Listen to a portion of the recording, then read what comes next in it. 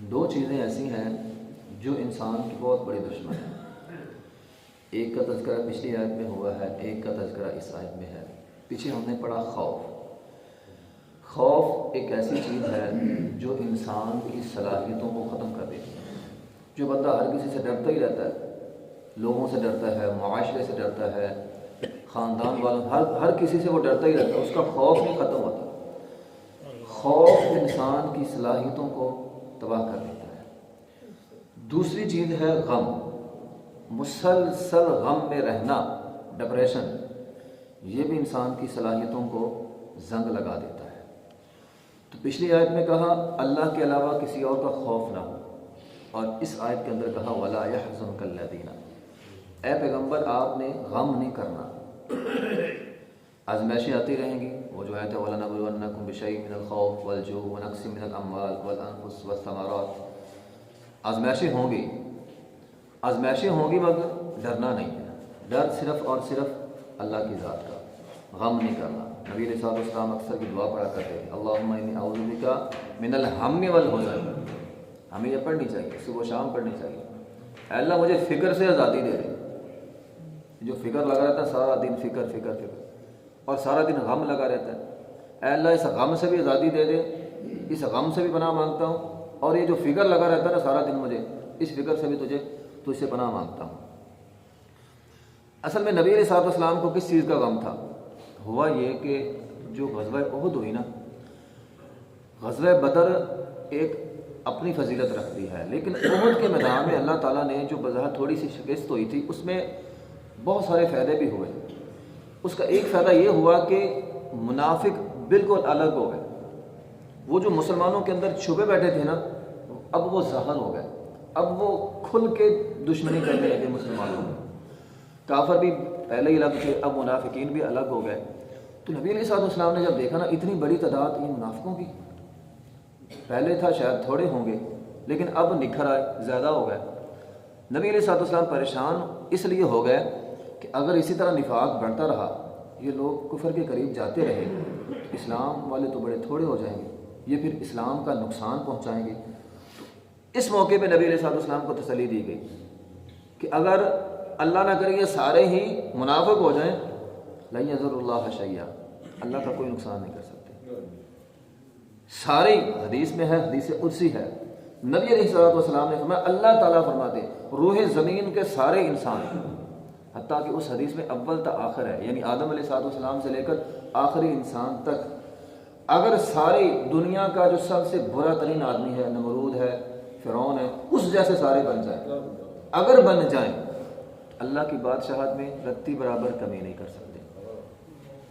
اور اگر اول تا آخر ساری انسانیت دنیا کا جو سب سے اچھا بندہ ہے، یعنی انبیاء کی طرح ہو جائیں، اگر ہو جائیں، تو اللہ کی بادشاہت میں رتی برابر اضافہ نہیں ہو سکتا۔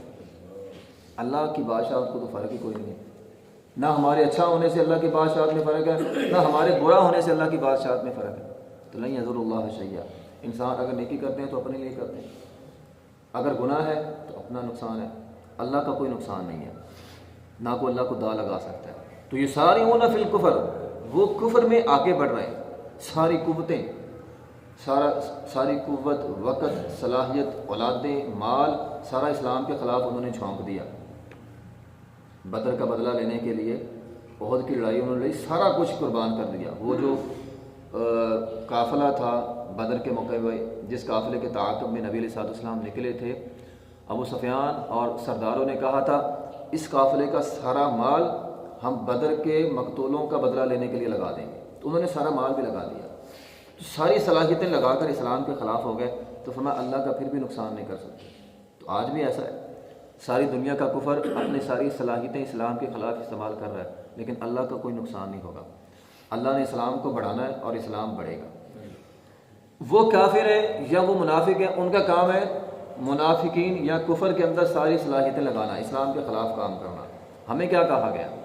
فرمایا تم مسلمان، تم اپنے حصے کا کام کرو، فاستبقوا الخیرات۔ وہ کفر میں آگے بڑھ رہے ہیں، تم نیکی میں آگے بڑھ جاؤ، تم تو مسلمان ہو، تو نیکی۔ نبی علیہ الصلوۃ والسلام نے فرمایا من جاء بالحسنۃ فلہ خیر منها وهم من فزع یومئذ آمنون۔ وہ کفر میں آگے بڑھ رہے ہیں، اور اپنی آخرت برباد کر رہے ہیں۔ تم نے کیا کرنا ہے؟ تم نے نیکی نہیں کرنی، نیکی کرنی ہے۔ اس کا فائدہ یہ ہوگا ولا يحزنک، اللہ تعالیٰ تمہیں غم زدہ نہیں ہونے دے گا۔ جو بندہ ہر وقت غم میں رہتا ہے اسے نیکی کے کام کرنے چاہیے۔ نیکی ایک ایسی چیز ہے جو انسان کو غم زدہ نہیں ہونے دیتی، انسان کو سکون ملتا ہے۔ تو فرمایا دنیا میں بھی سکون دوں گا، یہ قرآن ہے۔ وَهُمْ مِنْ فَزَعٍ، فضا کہتے ہیں گھبراہٹ کو۔ فرمایا من جاء بالحسنہ، جو نیکی لائے گا اللہ اس کی گھبراہٹ دور کر دے گا۔ دنیا میں بھی اللہ تعالیٰ گھبراہٹ دور کرتے ہیں، آخرت میں بھی اللہ تعالیٰ دور کریں گے۔ وہ کفر میں آگے بڑھ رہے ہیں، ہمارا کام ہے ہم نیکی میں آگے بڑھیں۔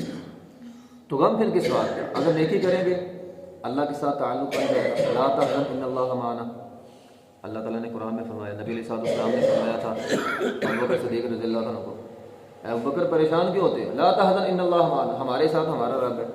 اور پھر ایک اور موقع پہ اللہ تعالیٰ نے فرمایا ہے سورہ حدید کے اندر، غم زدہ کس بات پہ ہوتے ہو؟ اللہ تعالیٰ نے سورہ حدید کے اندر فرمایا غم زدہ کس بات پہ ہوتے ہو؟ ما اصاب من مصیبت فی الارض ولا فی انفسکم، تمہیں کوئی بھی مصیبت آتی ہے، بندہ مصیبت سے پریشان ہوتا ہے، فرمایا کوئی بھی مصیبت آتی ہے، یہ رب کا قرآن ہے۔ اللہ تعالیٰ قرآن میں سورہ حدید میں اعلان کر رہے ہیں کوئی بھی مصیبت آتی ہے، چاہے وہ مالی ہو، چاہے تمہاری جانوں کی ہو، تمہارے پیدا ہونے سے پہلے الا فی کتاب من قبل ان نبرأہا، تمہاری پیدا ہونے سے پہلے اللہ نے لکھ دی تھی۔ ایک بندہ ابھی دنیا میں آیا نہیں ہے، اسے جو جو مصیبتیں ملنی ہیں اللہ نے لکھی ہوئی ہیں، پھر پریشانی کس بات کی؟ جو غم اللہ تعالیٰ نے لکھ دیا وہ تو آ کے رہے گا، انسان صبر کر لے۔ لا تحزن ان اللہ معنا، فرمایا غم زدہ کیوں ہوتی ہے؟ جو مصیبت لکھی تھی وہ تو آنی آنی، اور تمہارے فائدے کے لیے۔ مصیبت کے بہت سارے فائدے بھی ہوتے ہیں، انسان کے گناہ معاف ہوتے ہیں، اور بہت سارے فائدے جو ہیں وہ ہوتے ہیں۔ حدیث میں ہے نبی علیہ الصلوۃ والسلام نے فرمایا جو نقصان تجھے ہونا ہے نا وہ ہو کر رہے گا، یعنی جو تیرا پیدا ہونے سے پہلے اللہ تعالیٰ نے تیرے بارے میں تقدیر کے اندر لکھ دیا تھا وہ نقصان تجھے پہنچ کر رہے گا۔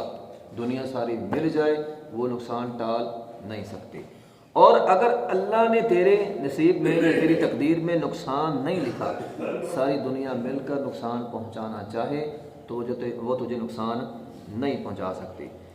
نبی علیہ الصلوۃ والسلام نے فرمایا جو نعمت تجھے فائدہ دے، یہ بھی حدیث ہے، جو نعمت تجھے فائدہ دے اس کی دعا کرو، جو نعمت تجھے فائدہ دے فرمایا اس کی دعا کرو، عاجز ہو کر نہ بیٹھو۔ کیا مطلب؟ نقصان ہو گیا، اگر میں ایسا نہ کرتا تو ایسا نہ ہوتا، ہر وقت بندہ یہی سوچتا رہتا، تو یہ چیز بندے کو عاجز کر دیتی ہے۔ فرمایا ہر وقت عاجز ہو کر نہ بیٹھا کرو، جو ہونا تھا وہ ہو گیا، بندہ اپنی طرف سے پوری کوشش کرے نقصان نہ ہو، پوری کوشش کرے، لیکن اگر ہو گیا تو ہونے کو تو کوئی ٹال نہیں سکتا، اب تو ہو گیا نا، فرمایا اب ہو گیا، عاجز ہو کر نہ بیٹھو۔ ابن تیمیہ رحمۃ اللہ علیہ سے کسی نے پوچھا تھا، بندے سے گناہ ہو جاتا ہے، مصیبتیں آتی ہیں، پریشانیاں آتی ہیں، کیا اس میں بھی خیر ہے؟ انہوں نے کہا تھا ہاں اس میں خیر ہے، ہاں اگر گناہ ہو جائے بندہ توبہ استغفار کرے اس میں خیر ہے۔ پھر فرمایا کیا قرآن کی تم نے یہ آیت نہیں پڑھی؟ اللہ تعالیٰ قرآن میں فرماتے ہیں وَعَسَىٰ أَن تَكْرَهُوا شَيْئًا وَهُوَ خَيْرٌ لَكُمْ، ایک چیز، ایک نقصان، بندہ کہتا ہے میرا نقصان ہو گیا، ہو سکتا ہے اس نقصان میں تیرے لیے خیر ہو، اور پھر قرآن کیا کہتا ہے وَعَسَىٰ أَن تُحِبُّوا شَيْئًا وَهُوَ شَرٌ لَكُمْ، ایک چیز تو پسند کرتا ہے تو کہتا ہے مجھے مل جائے مل جائے مل جائے، ہو سکتا ہے اس میں نقصان ہو تیرا۔